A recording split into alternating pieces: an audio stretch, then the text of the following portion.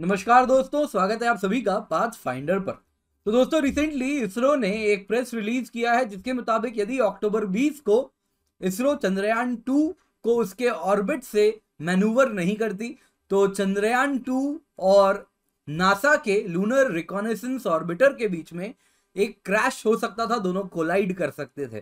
तो आज की इस क्लास में इसी पर हम चर्चा करने वाले और हम जानेंगे साथ ही साथ इसरो में इस प्रकार के कोलिजन अवॉइडेंस के लिए क्या क्या मैकेनिज्म बनाया गया है। तो इससे पहले आगे बढ़े, आज का सवाल देख लेते हैं। दोस्तों, आज का सवाल है with respect to space situational awareness. आपके सामने दो स्टेटमेंट दिए गए हैं, आपको बताना है इन दोनों में कौन सा सही है। तो आप चाहें तो अभी आंसर कर सकते हैं, नहीं तो आप क्लास के बाद आई एम प्रीटी श्योर कर पाएंगे। दोस्तों, मेरा नाम किंजल चौधरी है और आप मुझसे मेरे टेलीग्राम चैनल पर जुड़ सकते हैं, जहां पर लेक्चर के बाद आपको पीडीएफ अपडेट्स मिल जाएंगे। साथ ही साथ नीचे दी गई मेरी अनअकैडमी प्रोफाइल है, जहां पर आप मुझे फॉलो कर सकते हैं। डिस्क्रिप्शन बॉक्स में एक लिंक है, वहां पर भी आप मेरे साथ जुड़ सकते हैं और आपके मन में जो भी सब्सक्रिप्शन रिलेटेड क्वेरी है वहां पर आप पोस्ट कर सकते हैं। तो आइए दोस्तों, आज की क्लास इसके साथ शुरू करते हैं। तो सबसे पहले हम देखेंगे कि आखिरकार न्यूज में क्या है।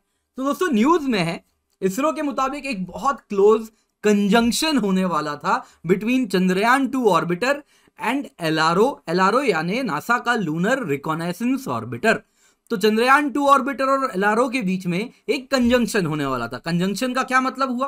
कंजंक्शन का मतलब हुआ एक ऐसा इवेंट जब कोई दो सैटेलाइट या कोई दो स्पेसक्राफ्ट या फिर कोई पीस ऑफ डेब्री और एक सैटेलाइट आपस में एक दूसरे के बगल से गुजरने वाले हों तो उसको कहेंगे कंजंक्शन। जैसा आप देख सकते हैं यहाँ पे कुछ इस प्रकार का कंजंक्शन हो रहा है, CH2O यानी चंद्रयान 2 ऑर्बिटर और ये एलआरओ का ऑर्बिट आप देख पा रहे हैं। दोनों के दोनों ही कुछ पोलर ऑर्बिट में मून के चारों तरफ घूम रहे हैं। तो आप देख सकते हैं यहाँ पे कंजंक्शन हो सकता था। तो ये कंजंक्शन होना था अक्टूबर 20 को इंडियन स्टैंडर्ड टाइम के मुताबिक 11:15 AM पर कुछ लूनर नॉर्थ पोल के पास में। लेकिन इसरो ने राइट टाइम पर कोलिजन अवॉइडेंस मैनूवर अक्टूबर 18 को किया, जिसके द्वारा चंद्रयान 2 और नासा का एलआरओ दोनों को सेफगार्ड कर लिया गया।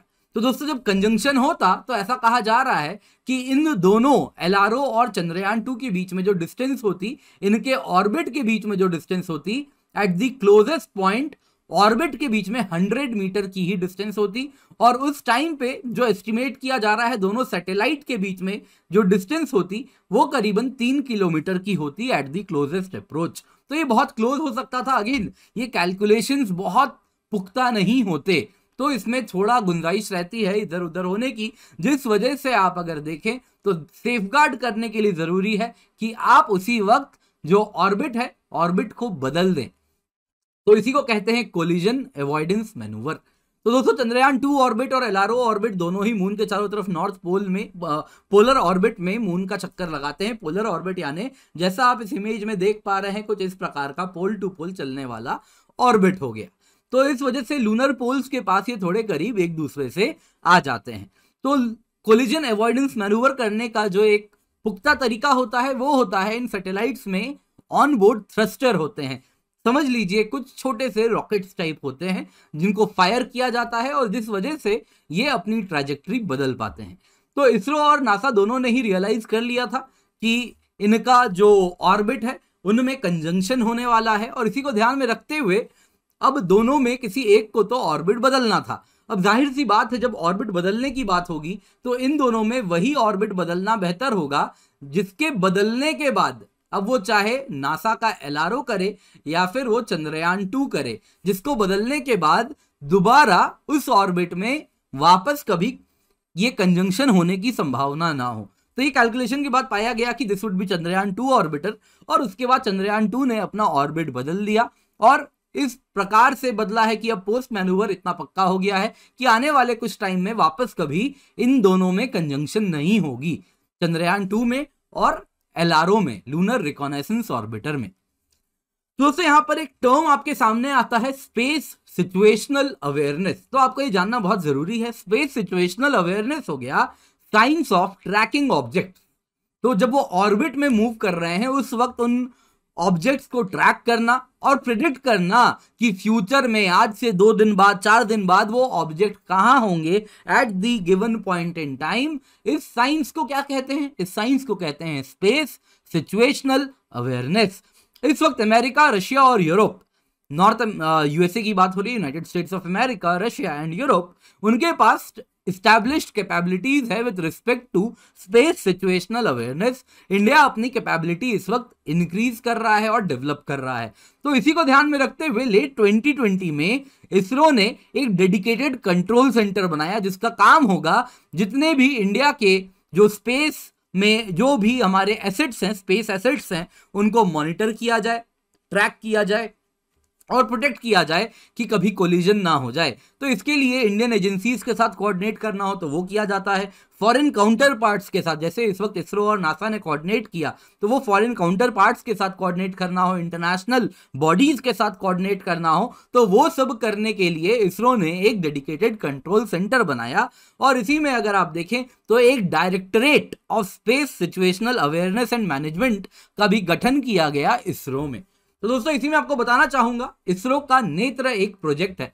तो इसरो का आप अगर देखें तो space situational awareness control centre नेत्र, तो एक लैब है नेत्र एंड प्रोजेक्ट है, रादर नेत्र प्रोजेक्ट है। तो इसरो का space situational awareness control centre है और इसको बनाया गया है इस्ट्राक कैंपस एट पीनिया, बेंगलोर में। तो आप देख सकते हैं दोस्तों यहां पर इसका उद्घाटन हो रहा है।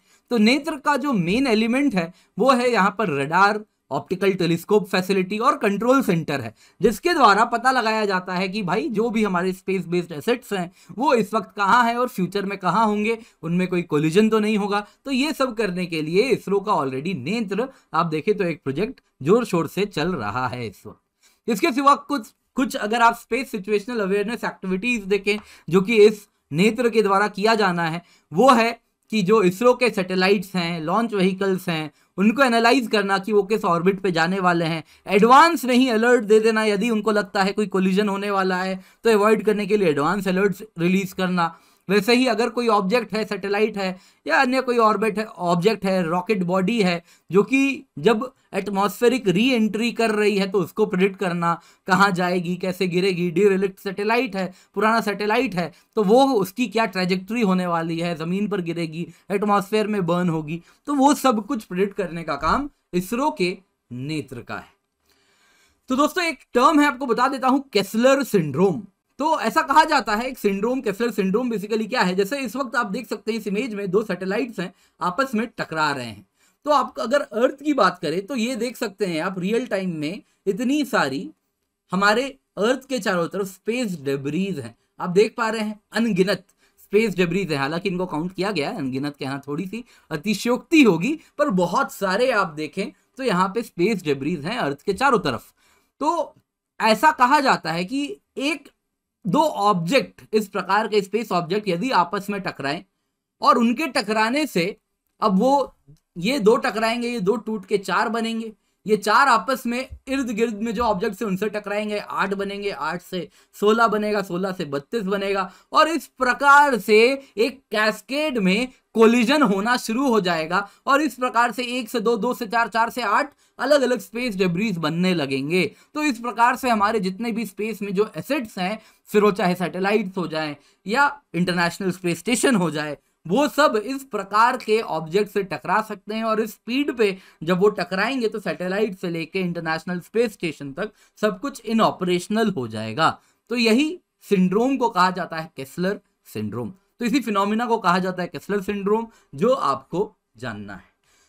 तो चलिए आज का सवाल देख लेते हैं। तो with respect to space situational awareness, which of the following statements is और are true? Statement 1, DRDO Netra looks after space situational awareness of Indian space-based assets. Statement 2, Directorate of Space Situational Awareness and Management has been established at ISRO. तो आप अपना answer कर सकते हैं, चाहे तो pause कर दें। तो दोस्तों आई होप आप लोगों ने अपना आंसर कर दिया है। तो आंसर इज B2 ओनली।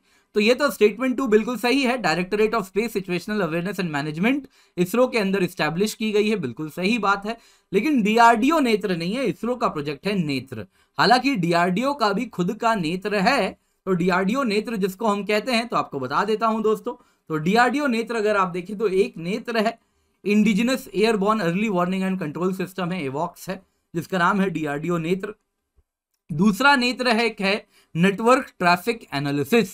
तो ये एक सॉफ्टवेयर नेटवर्क है जो कि डीआरडीओ के ही एक लैब ने, India centre for artificial intelligence and robotics, उसने डेवलप किया है। तो ये IB as well as RNAW इस्तेमाल करती है।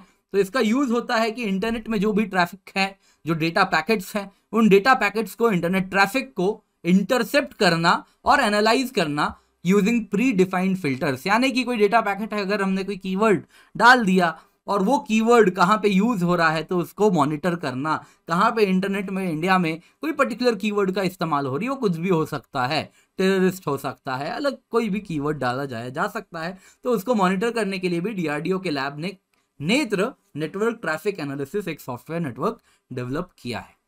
तो डीआरडीओ नेत्र अलग है, ये इसरो नेत्र की यहां पर बात हो रही थी। तो दोस्तों स्पेशल प्राइस वीक जल्दी खत्म हो जाएगा, तो आखिरी कुछ दिन है, अपने हाथ से इसको जाने ना दें। तो plus combo GS and optional की जो कॉम्बो प्राइस है, इसकी 1 साल की सब्सक्रिप्शन की कीमत है 46,739 rupees. Iconic GS and optional की कीमत है 63,989 रुपीज और आइकनिक जीएस की कीमत है 6345 रुपीज।